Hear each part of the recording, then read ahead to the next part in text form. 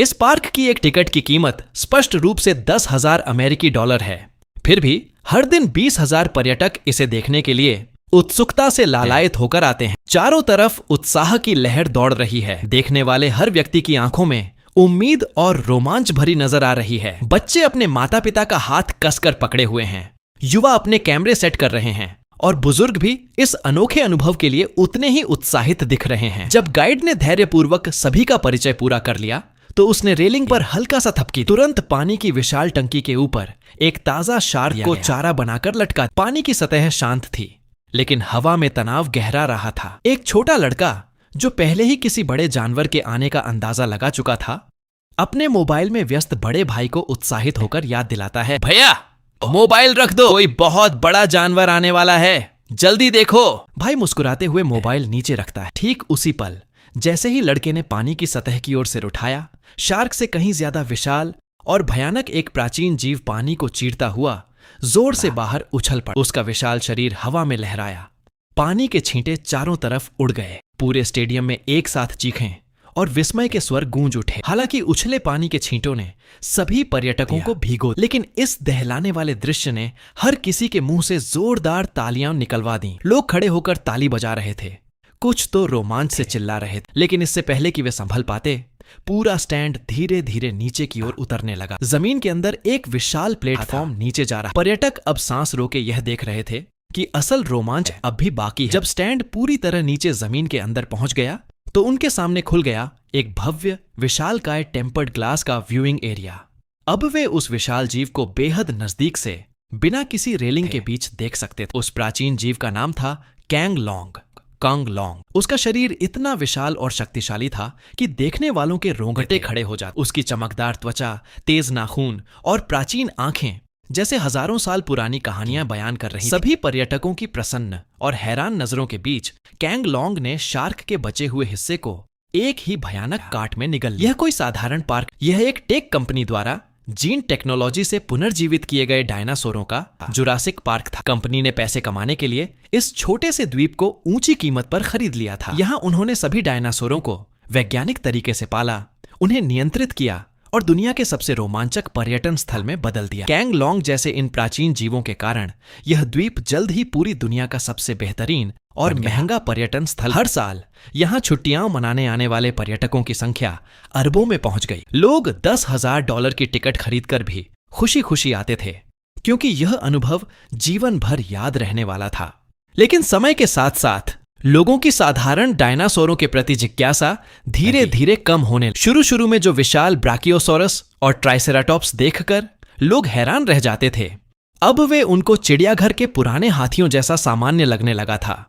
ये शांत घास चरने वाले डायनासोर अब पर्यटकों को उत्साहित नहीं कर पा रहे थे।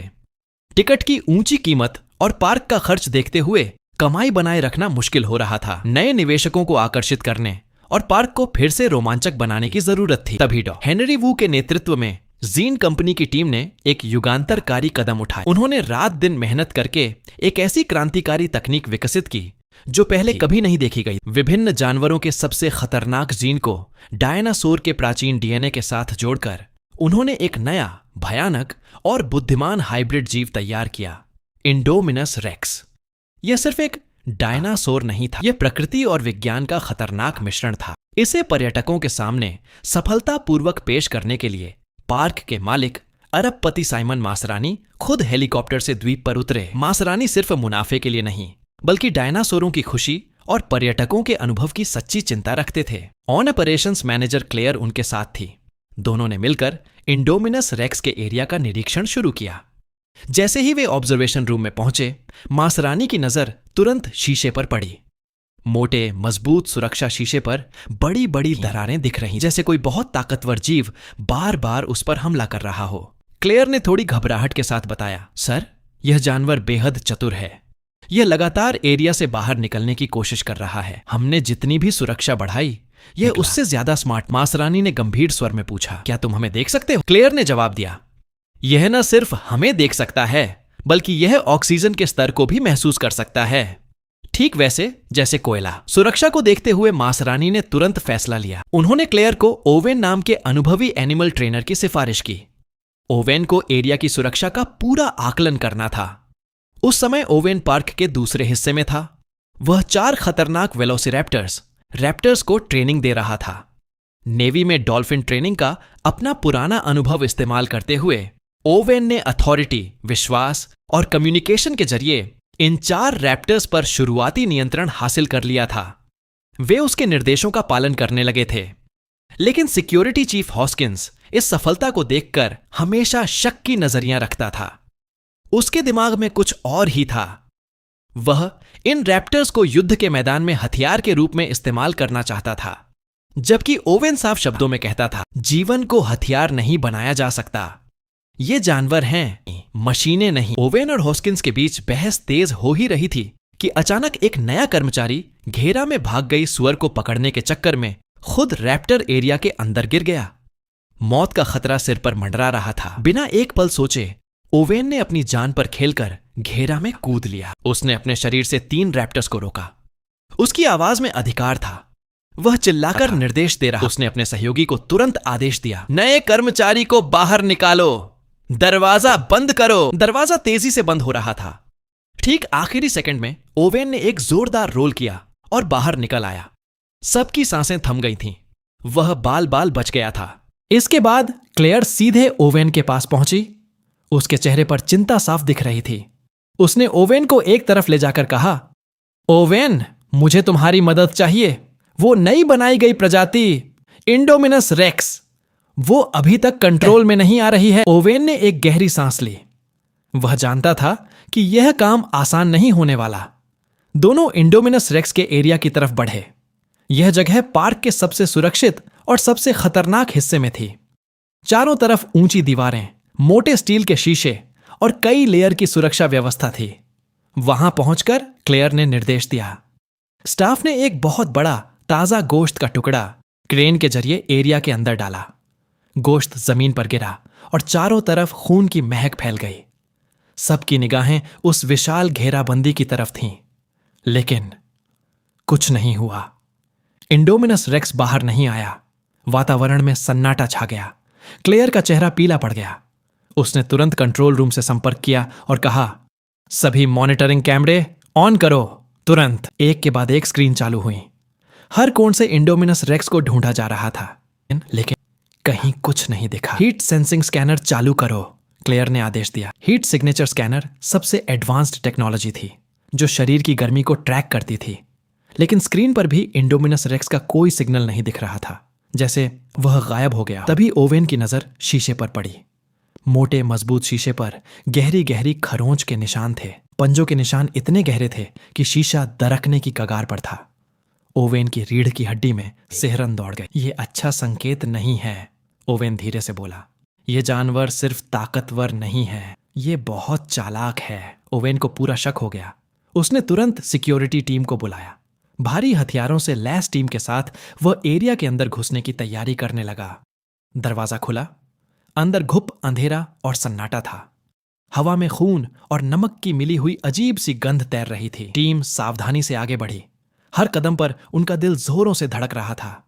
तभी हेडक्वार्टर से एक चौंकाने वाला मैसेज आया, वेट, इंडोमिनस रेक्स का लोकेटर अभी भी एरिया के अंदर ही दिखा रहा है। लोकेशन एग्जैक्टली सेम है। सब स्तब्ध रह गए। क्लेयर ने कहा, यह कैसे हो सकता है? हीट सिग्नल गायब है, वो दिख नहीं रहा, फिर लोकेटर कैसे अंदर है? ओवेन ने आंखें बंद की। एक पल सोचा और फिर बोला, क्योंकि वो भागा नहीं है। मतलब? क्लेयर ने घबराकर पूछा। मतलब ये कि उसने अपना ट्रैकर खुद निकाल दिया है। वो जानबूझकर हमें यहां बुला रहा है। ये भागना नहीं, ये मौत का जाल है। उसने हमें अंदर बुलाया है। वो हमें देख रहा है, लेकिन हम उसे नहीं देख पा रहे। वातावरण में भय की ठंडी लहर दौड़ गई। सिक्योरिटी टीम के जवान एक दूसरे को देखने लगे। ओवेन ने अपना राइफल थाम लिया। उसकी आंखों में सतर्कता थी। क्लेयर का चेहरा सफेद पड़ चुका था। यह कोई साधारण डायनासोर नहीं था। यह एक ऐसी प्रजाति थी जिसने खुद को छिपाने, शिकार करने और इंसानों को मात देने की कला सीख ली थी। और अब वो खेल शुरू हो चुका था। दोस्तों, अब आ चुकी है वो निर्णायक घड़ी। इंजीनियरिंग की घमंडी पैदा की हुई मौत, इंडोमिनस रेक्स पूरी पार्क को तबाह करने पर आमादा है। होस्किंस का प्लान फेल हो चुका है। अब सिर्फ एक उम्मीद बची है, ओवेन, क्लेयर और वो 4 खतरनाक रैप्टर्स। ओवेन सांस फूलते हुए रैप्टर्स को देखते हुए, ब्लू, ये मैं हूं, तुम मुझे जानती हो ना? नरेटर, ओवेन ने छोटी नीली ब्लू को पहचाना। वो रैप्टर जिसे उसने खुद ट्रेन किया था, लेकिन इंडोमिनस रेक्स के जीन के कारण रैप्टर्स में भ्रम फैल चुका था। एक पल के लिए लगा सब खत्म हो गया। अचानक इंडोमिनस रेक्स की भयानक चीख गूंज उठी। वो विशाल छाया लैब के बाहर खड़ी थी। रैप्टर्स ने पल भर में फैसला बदल दिया। उन्होंने ओवेन और इंसानों की बजाय इंडोमिनस पर हमला बोल दिया। चारों रैप्टर्स इंडोमिनस के विशाल शरीर पर कूद पड़े। उनके तेज नाखून और दांत इंडोमिनस की मोटी खाल को चीरने लगे। ओवेन ने स्नाइपर उठाया और कवर से फायरिंग शुरू कर दी, लेकिन इंडोमिनस बहुत ताकतवर था। एक झटके में उसने एक रैप्टर को दीवार पर पटक दिया। ब्लू को भी जोरदार थप्पड़ मारकर दूर फेंक दिया। क्लेयर डरते हुए लेकिन दृढ़, ये नहीं चलेगा, हमें और कुछ चाहिए। क्लेयर ने एक पल भी नहीं घमाया। उसने फायर कैबिनेट खोला, एक जलती हुई फ्लेयर निकाला और रेडियो पर चिल्लाई, क्लेयर, रेडियो पर तेजी से, 9 नंबर गेट खोलो, अभी टी-रेक्स का पिंजरा खोलो। कर्मचारी हैरान, मैडम आप मजाक कर रही हैं? क्लेयर गुस्से में चिल्लाते हुए, यह मजाक नहीं है, गेट खोलो। गेट धीरे धीरे खुला। क्लेयर ने जलती हुई फ्लेयर हाथ में लेकर इंडोमिनस रेक्स की तरफ दौड़ लगाई। उसकी आंखों में डर नहीं बल्कि जुनून था। वो जानती थी सिर्फ एक प्राचीन राक्षस ही इस नई राक्षसी को रोक सकता है। टी-रेक्स ने फ्लेयर की लाल रोशनी देखते ही जोरदार दहाड़ मारी और बाहर निकल आया। दोनों विशालकाय डायनासोर आमने सामने। टी-रेक्स ने सीधा हमला किया और इंडोमिनस के गले में अपने जबड़े गड़ा दिए। दोनों में जोरदार लड़ाई शुरू हो गई। इंडोमिनस ने टी-रेक्स को पटका, इमारतें तोड़ दीं। ओवेन, क्लेयर, जैक और ग्रे मुश्किल से बचते हुए भाग रहे थे। इंडोमिनस ऊपर हावी होने लगा। टी-रेक्स घायल हो चुका था। तभी ब्लू की चीख। ब्लू जिंदा थी। वो तेजी से दौड़ी और इंडोमिनस की पीठ पर कूद गई। उसके नाखून इंडोमिनस की गर्दन और चेहरे में घुस गए। ब्लू ने टी-रेक्स को मौका दिया। टी-रेक्स ने फिर से हमला किया। दोनों मिलकर इंडोमिनस को धराशायी करने लगे। इंडोमिनस ने आखिरी कोशिश की, लेकिन ब्लू ने उसका मुंह ढक दिया और टी-रेक्स ने गले पर घातक काट लगाई। और तभी पानी के अंदर से वो पुराना दैत्य निकला, मोसासॉरस। उसने इंडोमिनस की गर्दन पकड़ी और उसे पानी में घसीट लिया।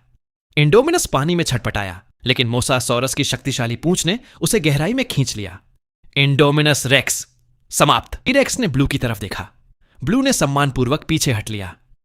टी-रेक्स ने अपना सिर झुकाया, जैसे शुक्रिया अदा कर रहा हो। फिर वो अंधेरे जंगल में गायब हो गया। ब्लू ने ओवेन की तरफ एक आखिरी नजर डाली और टी-रेक्स के पीछे चल दी। सूरज निकल आया। बाकी बचे हुए पर्यटक सुरक्षित रूप से द्वीप से निकल गए। नोरा ब्लार आइलैंड फिर से खाली हो गया। अब यह फिर से डायनासोरों का द्वीप बन चुका था। इस घटना ने एक बार फिर साबित कर दिया कि प्रकृति के साथ छेड़छाड़ कभी सस्ती नहीं पड़ती।